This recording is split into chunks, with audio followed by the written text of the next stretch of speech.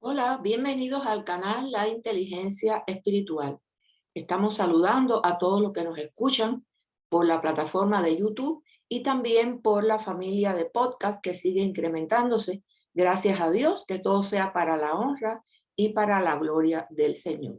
Hoy seguimos nuestras cápsulas, nuestros podcasts con la serie del Evangelio que confronta, que para mí es muy importante como cristiana, porque he mostrado parte de las revelaciones que he tenido al leer, meditar y vivir en la palabra de Dios, porque la palabra de Dios es viva y eficaz y más cortante que toda espada de dos filos y penetra hasta partir el alma y el espíritu, las coyunturas y los tuétanos, y discierne los pensamientos y las intenciones del corazón.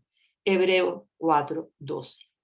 Cuando somos confrontados por nuestras acciones y decisiones, la reacción más espontánea del ser humano es quejarse y murmurar y buscar un agente externo para adjudicarle la causa.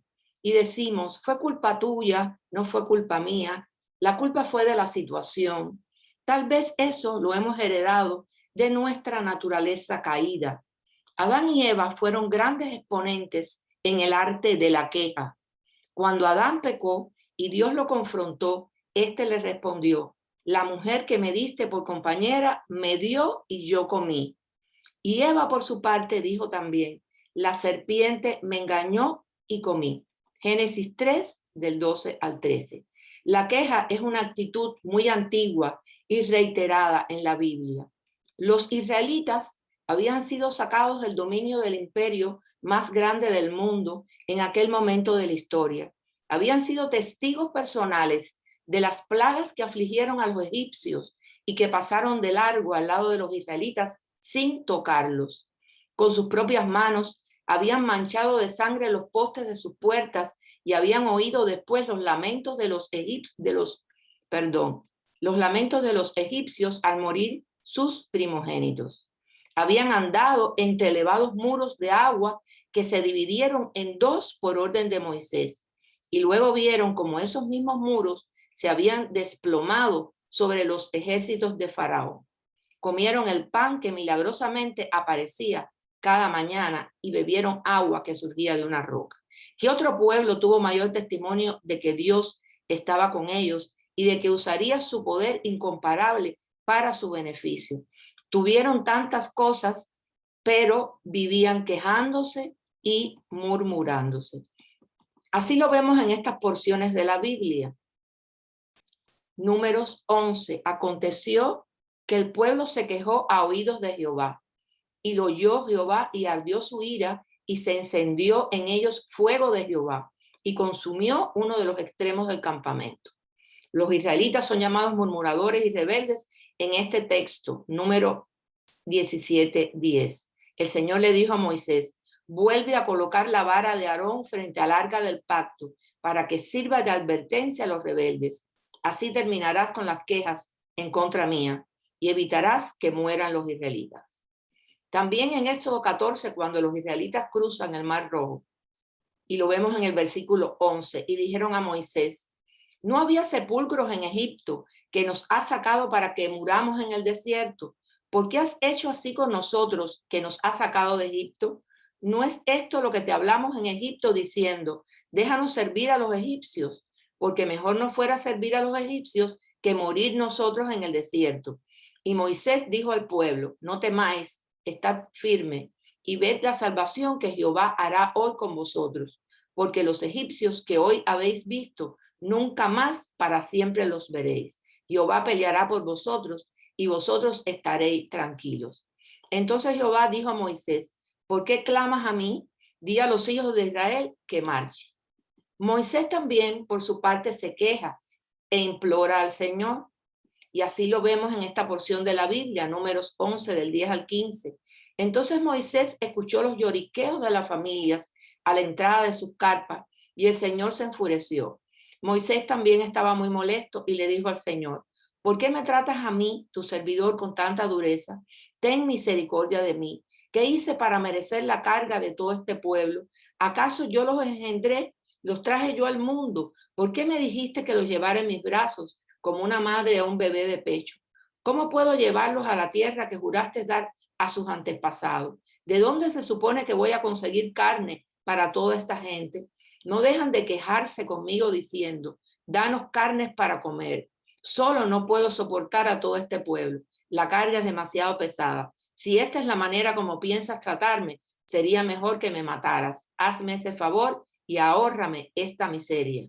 En esta porción de la Biblia notamos que un líder como Moisés también se queja y no era capaz de hacer las cosas solo, por supuesto.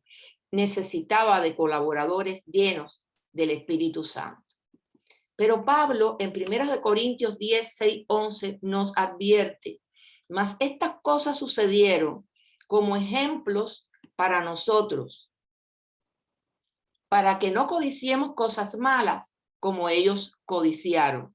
No seáis idólatras, como algunos de ellos, según está escrito, se sentó el pueblo a comer y beber y se levantó a jugar. Ni forniquemos como algunos de ellos fornicaron y cayeron en un día 23,000. Ni tentemos al Señor como también algunos de ellos le tentaron y perecieron por las serpientes. Ni murmuréis como algunos de ellos murmuraron y perecieron por el destructor. Y estas cosas les acontecieron como ejemplo y están escritas para amonestarnos a nosotros, a quienes han alcanzado los fines de los siglos. Así que el que piensa estar firme, mire que no caiga. No os ha sobrevivido ninguna tentación que no sea humana, pero fiel es Dios que no os dejará ser tentados más de lo que podéis resistir, sino que dará también juntamente con la tentación la salida para que podáis soportar. Por tanto, amados míos, huid de la idolatría. Entonces te pregunto, ¿no estás conforme con tu vida cristiana? ¿Anhelas un deseo que no logras alcanzar? ¿Crees que eres merecedor de cosas más altas? ¿Te comparas con tus hermanos y amigos y esto te produce angustia y disconfort? ¿Estás haciendo cosas que tal vez no te agradan? Nuestras murmuraciones y quejas, aunque sean internas, son la música para el diablo. Debemos acatar la voluntad de Dios. Cuando nos quejamos, murmuramos, es porque no estamos conformes con nuestra vida, es decir, estamos inconformes. Por tanto, debemos aumentar nuestra comunión con el Señor para ser transformados y empezar a cumplir su voluntad, que siempre es buena, es agradable y es perfecta. Si no vivimos obedeciendo a Dios y no acatamos su justicia, estaremos viviendo bajo nuestra justicia, haciendo nuestros deseos y pidiéndole a Dios algo que tal vez no merecemos o no es nuestro diseño divino determinado por el Altísimo. Dios nos da los diseños y por eso con su gracia podemos nosotros construirlos. Tal vez sí conoces el diseño de Dios para ti, pero no quieres construirlo. Sin dudas, aunque no nos demos cuenta, estamos desobedeciendo y en rebeldía. La rebeldía es tan grave como la adivinación y la arrogancia como el pecado de la idolatría. Y como tú has rechazado la palabra del Señor, Él te ha rechazado como rey.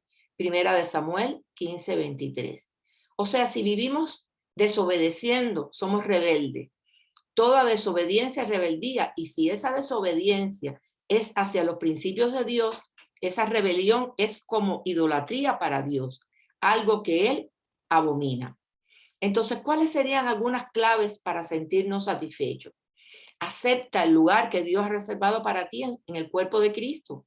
Confía que te ha situado allí donde donde Él quiere que tú estés.